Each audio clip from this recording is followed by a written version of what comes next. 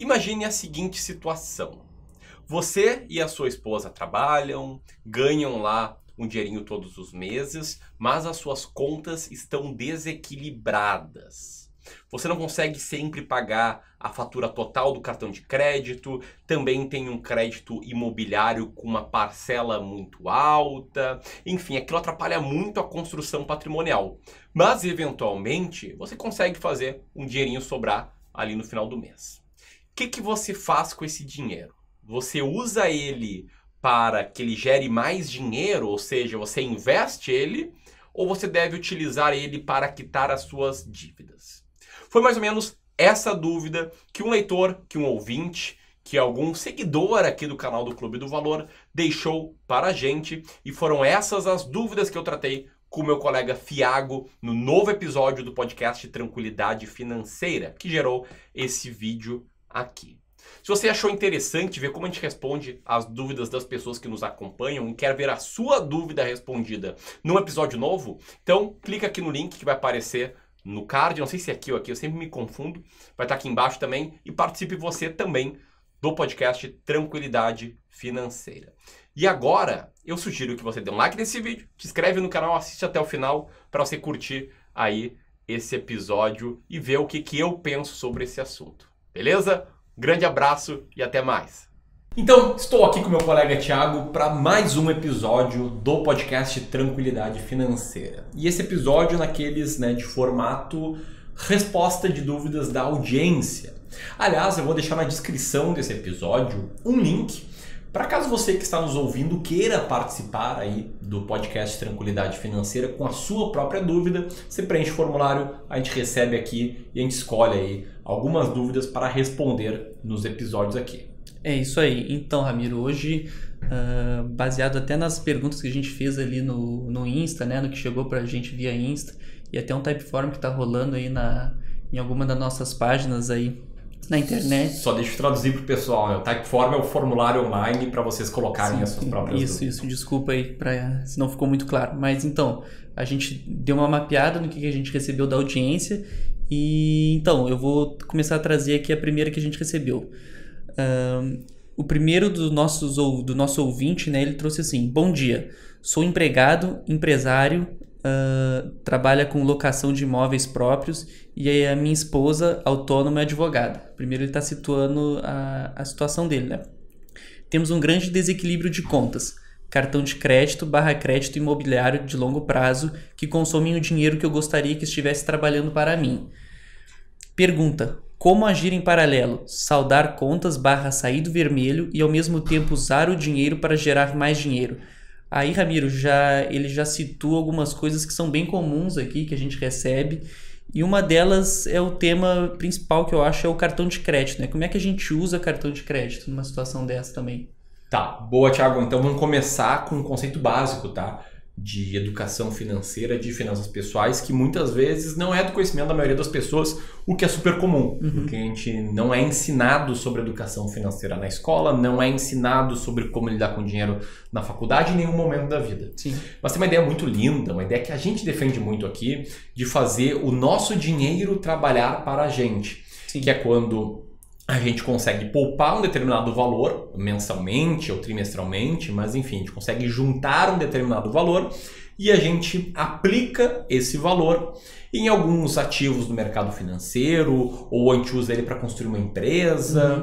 Enfim, a gente coloca o dinheiro para fazer mais dinheiro aí, ligado ou não ao nosso esforço. Se for colocar o dinheiro para investir, é algo mais de forma passiva. A gente faz o trabalho de análise, o trabalho de criação de carteira uma vez só, e a carteira com o tempo vai se valorizando, se as decisões forem boas, ou de forma mais ativa, que é montando um negócio, que pode ser um negócio paralelo, que é aquele trabalho depois do trabalho, sim. Ou um negócio próprio, um negócio principal aí, que é empreendendo. E quando a gente está falando de dívidas pessoais, o jogo é outro. A gente pega dinheiro emprestado e, em vez do nosso dinheiro trabalhar para a gente, é você que vai ter que trabalhar mais para remunerar a instituição que está te emprestando dinheiro. Sim. Então a conta é a seguinte: quando a gente investe no mercado financeiro, por melhores que sejam as nossas decisões, na maioria esmagadora dos casos, a gente vai ser rentabilizado a uma taxa de juros que vai ser menor do quanto que você vai pagar no empréstimo. Onde é que eu quero chegar? Se você contraiu aí uma dívida no cartão de crédito, por exemplo, a taxa média de juros fica entre 14% a 20% ao mês. E não existe investimentos no mercado financeiro que pague perto disso. Então, quando a gente empresta dinheiro para o banco, ele nos paga menos, e quando o banco nos empresta, a gente paga mais. Perfeito. E é assim que o banco faz o resultado dele, né? Sim. Como é que é o resultado de um banco? O dinheiro que ele capta pagando um percentual da taxa CDI, uma taxa de juros baixa, e ele empresta uma taxa de juros muito maior, e assim que é formado o lucro, o resultado dos bancos. Tá. Então, o que eu vejo aí, Thiago, um problema é que muitas pessoas, elas querem fazer o dinheiro trabalhar para elas, ao mesmo tempo em que elas estão endividadas. Sim, então, entendi. é muito comum você que está nos ouvindo se encaixar no que eu chamo de o investidor devedor. Sim. O que é o investidor devedor? É o cara lá que tem uma determinada quantia de dinheiro que ele pegou emprestado, que pode ser 5 mil, 10 mil, 50 mil, e pode ser dívida do cartão de crédito, pode ser crédito pessoal, pode ser cheque especial, enfim. E em vez de usar o dinheiro que ele tem, esse cara tem dinheiro guardado para quitar a dívida, ele usa para investir. E com aquela ideia de que, olha, talvez eu consiga ter uma taxa de juros maior nos meus investimentos do que a taxa de juros que eu pago para o banco, para quem está me emprestando dinheiro. Que é uma ideia errada. Porque é muito difícil, né?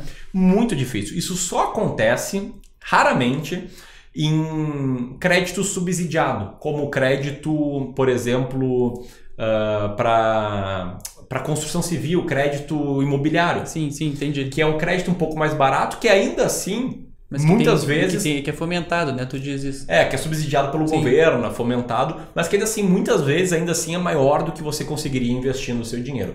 Então, o primeiro passo para fazer o dinheiro trabalhar para você quando você é endividado é entender que o melhor investimento financeiro que você pode fazer é quitar a dívida. Sem contar também, né, Ramiro, que eu acho que ter dois objetivos tira um pouco o foco, né? Ou acho que é mais interessante, às vezes, tu focar em quitar as dívidas ou tu focar em investir o teu dinheiro, né? Tu acha que também essa parte de estar focando em duas coisas também não atrapalha? Eu acho até, Thiago, que ela nem entra em consideração nesse caso. Ponto. Não é esse ponto, porque é o seguinte... Tu não vai conseguir mais dinheiro investindo do que crédito pessoal. Sim. Então, a partir do momento que você tem uma dívida... A partir do momento que você tem uma dívida de, por exemplo... 7% ao mês, 2% ao mês, 14% ao mês, antecipar o pagamento dessa dívida significa justamente investir a 7% ao mês, se a sua dívida for de 7% ao mês, a 2% ao mês, se a sua dívida for de 2% ao mês, a 14% ao mês, se a sua dívida for de 14% ao mês. Então, você que está nos ouvindo tem que entender que não existe investimento que renda tanto e que o melhor investimento nesse caso é começar quitando as dívidas. Entendi. E, Ramiro, nesse caso que ele está com... Ele especificamente ele fala do cartão de crédito, né? Como é que a gente usa o cartão de crédito corretamente, então?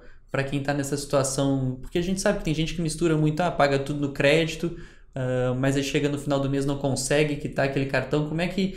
Tem alguma forma que a gente pode usar o cartão de crédito sem que ele seja um vilão no nosso orçamento? Boa, legal isso. E tem sim, e essa forma é não entender que o cartão de crédito é uma extensão da sua renda. O problema do cartão de crédito é que muita gente entende o seguinte, vou desenhar um exemplo hipotético, tá? Eu ganho 2 salários mínimos, eu ganho R$2.000 por mês e tenho R$1.000 de limite no cartão. O que as pessoas às vezes entendem? Que elas podem gastar R$3.000 no mês. Sim. Está completamente errado. Então essa forma ela começa por você apenas gastar no crédito aquele dinheiro que você poderia gastar hoje e nunca, mas nunca fazer compras por impulso. E aí entra uma ferramenta muito legal que eu gosto de usar, que se chama regra dos 30 dias. Sim. Como é que ela funciona? Vai comprar alguma coisa, qualquer coisa que não tenha relação ao dia a dia, né? Que não seja alimentação, que não seja contas básicas, né? Pare e pense ao longo de 30 dias se você realmente precisa disso. Se essa é uma compra que faz sentido, se que está alinhado com aquilo que você mais valoriza, sim ou não. E se sim, 30 dias depois faça a compra. Sim. Então, por exemplo, quando eu comprei um carro, quando eu troquei de carro, eu apliquei a regra dos 30 dias. Eu queria entender, se daqui a pouco não é uma compra por impulso, se eu realmente quero um carro assim, com essas especificações, se realmente está ligado com aquilo que eu valorizo na minha vida, etc. Bateu os 30 dias, fui lá e comprei. Sim. Outra compra que eu não fiz, eu queria montar um simulador de corrida na minha casa. Eu queria comprar um volante profissional, um videogame, jogo de corrida, aquelas cadeiras gamers assim maravilhosas. Ia sair uma conta cara, porque envolvia comprar uma televisão, um videogame, uma cadeira, um volante profissional. A conta dá uns 14, 15 mil reais. Caríssimo. Sim. Isso foi ali na minha primeira distribuição de resultado. Tava com um dinheirinho ali, batata quente na mão. Batata quente, sim. E daí eu pensei, e eu cheguei à conclusão de que não está alinhado com o que eu valorizo. Eu não sou um apaixonado por corridas. Na verdade, eu gosto mesmo de gastar meu tempo lendo. E eu peguei lá 1% desse valor, comprei uns livros. Dá pra comprar uns 10 livros, eu acho, né? com 1% da... Até mais. É surreal. Então aí a regra de 30 dias, esses dois exemplos que eu tô dando aqui, né, acabaram me ajudando. Então é uma forma de tu evitar a compra por impulso, né? É basicamente isso. Perfeito. Porque esse é o problema do cartão, né? Ele te facilita a compra por impulso quando você entende que o cartão é uma extensão da sua renda. Sim. E tem até uma pesquisa, se eu não me engano, eu li num livro do Dave Ramsey, que foi feita nas lojas do McDonald's nos Estados Unidos, que constatou que as contas pagas com cartão de crédito eram 70% superiores às contas pagas em dinheiro. Nossa. E o que isso significa? Que a pessoa tá lá com dinheirinho, ela vou querer um Big Mac. A pessoa pergunta, não quer botar também umas fritas, quer botar aí o refri maior, quer botar um sundae de sobremesa. E a pessoa que quer pagar com crédito, ela pensava, põe ali, né? Entra na fatura, mês que vem eu pago. Isso é o problema do Ramiro do futuro. Sim. Ia lá e comprava. E as pessoas que pagam dinheiro pensam, não, peraí, eu tô com meu dinheiro aqui contadinho. É que eu acho que é a coisa visual, né, Ramiro? Tu tá tirando o teu dinheiro, tu tá vendo ele embora. E quando tu... E dói muito mais, né? Dói muito mais, né? Tá, então só pra gente continuar aqui a dúvida dele, ele seguiu a pergunta dele, ele citou essa como agir em paralelo, né? Eu acho que a gente já mapeou um pouco essa dúvida de como agir com dívidas e com a vontade de investir e gerar mais dinheiro. E ele continua. Tentei dividir o orçamento em centro de custos e dar prioridade, sendo que em um certo momento eu saldei parte das dívidas e outro centro de custos eu deixei a parcela da dívida evoluir e assumi o custo de oportunidade para evoluir na aquisição de patrimônio gerador de renda. A estratégia funcionou no sentido de ter mais possibilidades de renda, porém não consigo equacionar os centros de custo. O que é isso, Ramiro? O que são os centros de custo? Imagino que ele esteja se referindo ao seguinte, tem um orçamento lá dele, tem uma parte do orçamento que é investimentos que eu quero fazer e outra parte do orçamento que seria dívidas que eu quero quitar. Sim. O que esse nosso ouvinte está tentando fazer é arbitrar a taxa de juros. O que significa isso? Ele está imaginando que ele vai conseguir investir a uma taxa de juros maior do que ele paga na dívida. O que eu já comentei aqui, que é muito improvável. Sim. Isso só acontece em dois momentos, tá? Ou quando você tem uma dívida extremamente baixa e subsidiada, como endividamento imobiliário em alguns casos, tá? Que sei lá, é 6,5% ao ano, 7% ao ano. E você consegue montar uma carteira diversificada que vai render na média um pouco mais do que isso no longo prazo. Ou, e outra dívida subsidiada seria o caso do FIES, que é uma dívida bem baixinha mesmo, 13,5%, 4% ao ano. Ou quando você tem muita sorte nos investimentos. Então, por exemplo, tem uma dívida de 2% ao mês. Daí foi lá, não vou pagar a parcela da dívida, vou investir em ações. Sim. E ações, né? Até um dos primeiros episódios aqui do podcast foi sobre investimentos em ações, acho que foi o episódio número 4 se não me engano. Elas podem render 2% no mês. Pode. Acontece eventualmente. Mas é muito difícil, para não dizer, na verdade, é impossível de prever em qual mês vai render 2%. Sim, claro. Ou mais. E no longo prazo, não dá para esperar muito mais do que inflação mais 10% ao ano, ou inflação mais 15% ao ano do investimento na bolsa. mas nunca dá para fazer esse tipo de arbitragem de, olha, vou abrir mão aqui de pagar a dívida ou deixar lá a utilização do cheque especial para investir na bolsa, porque vai que eu ganhe mais ali. Isso é muito arriscado e é incorreto. Aí entra aquilo que tu falou, Fiago. Aí entra aquela questão de estar focando nas coisas erradas. Sim, entendi. Essa pessoa ela tinha que estar focada em aumentar a renda, em cortar os gastos e não em fazer uma arbitragem de taxa de juros. Sim, entendi. Porque o tempo e energia que você gasta tentando ganhar mais dinheiro acaba sendo muito mais recompensador do que gastar tempo e energia tentando investir melhor. Sim.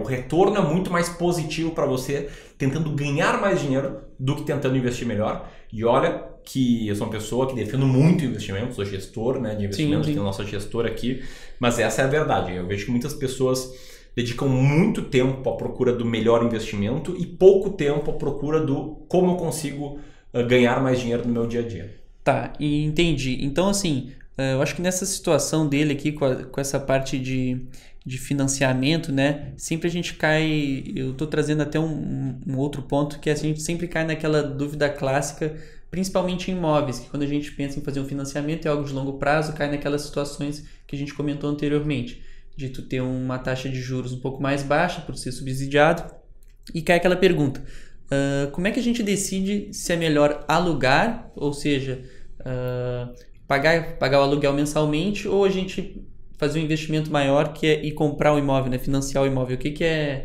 Como é que a gente toma essa decisão, que eu acho que está um pouco linkado com tudo isso que a gente está conversando. Legal, Thiago.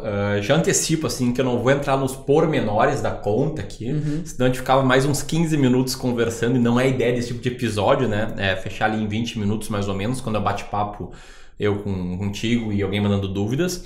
Mas o ponto mais importante dessa dúvida é entender que um planejamento financeiro é um planejamento de vida. Sim. O que significa isso? Que nem sempre a melhor decisão é a melhor decisão financeira. Entendi. Por quê? Porque, como eu comentei, não vou entrar nos pormenores, mas na maioria dos casos, o que a gente tem? Se te der uma entrada de uns 20% no imóvel, tá? E financiar ele em 30 meses. E comparar com um imóvel na mesma região, com a mesma metragem, do mesmo preço, vai valer mais a pena alugar. Tá? E até tem um vídeo no canal do Clube do Valor que eu vou deixar na descrição desse podcast, em que eu mostro isso com fatos, tá? Que eu tô só falando, o que eu me lembro quando eu fiz esse estudo, mas a lógica é essa, que até naquele caso era o seguinte: a parcela do financiamento seria R$3.000 por mês e a parcela do aluguel seria mais ou menos R$2.000 por mês. E se você separar R$3.000 por mês, se o locatário, quem for alugar, separar R$3.000 por mês, pegar com 2.000 tu paga o aluguel e com outro 1.000 tu vai investindo num plano de longo prazo até, de 10, 15 anos, em 15 anos você vai ter dinheiro para comprar esse imóvel à vista. Sim. E se você fosse financiar, seria 30 anos de financiamento. Então você tem uma arbitragem também aí muito boa para quem for alugar um imóvel. Sim. Eu, por exemplo, agora estou alugando um imóvel, não estou financiando, até porque tem outros benefícios, né? Te dá flexibilidade. Sim, eu aluguei um imóvel muito perto do trabalho, daqui a pouco a gente se muda no trabalho e eu valorizo muito morar perto do trabalho. Eu posso mudar para um lugar. Quando me casar e tiver filhos, eu vou me mudar para um apartamento maior. Eu não compraria um apartamento tão grande nesse momento. Sim. Enfim, te dá outros benefícios. Mas puxando para o início, quando eu falo que é uma decisão de vida e não financeira, eu me refiro ao fato de que tem muita gente que se sente desconfortável alugando. Sim. Na minha própria família, né, eu tenho ali minhas irmãs que não gostaram da ideia de alugar quando saíram ali da casa dos meus pais, porque não se sentiriam confortáveis para fazer uma obra, Sim. não se sentiriam confortáveis para colocar, sei lá, um balcão de granito perto da churrasqueira, fazer algum tipo de benfeitoria que não iria ficar com ela, ia ficar com o dono do imóvel, e por isso ia segurar investimento e não ia viver em casa, né? Não ia sentir o lar não ia ser o que os americanos chamam de home. Sim, né? sim. Então ali elas optaram por financiar. É uma decisão que financeiramente falando é pior, mas para elas trouxe tranquilidade. É isso aí o nome desse podcast. Trouxe tranquilidade financeira. Maravilha, maravilha. Eu acho que é isso então, Ramiro. Por essa pergunta aqui, eu acho que deu para mapear bastante, deu para explorar bastante coisa. Legal, Thiago. Muito obrigado ao nosso ouvinte. Você que está nos ouvindo, pode mandar a sua dúvida, vai estar na descrição aqui o link de um formulário no formato Typeform. Sim. E a gente dá uma lida em todas as dúvidas, a gente entra em contato com muita gente que preenche o formulário. E agora eu queria pedir a sua contrapartida, né? Que é dar uma nota aqui alta, compartilhar o podcast Tranquilidade Financeira com as pessoas aí que você mais valoriza na sua vida. E aí nos próximos dias temos o próximo episódio. Valeu, um grande abraço. Valeu, abraço, tchau, tchau.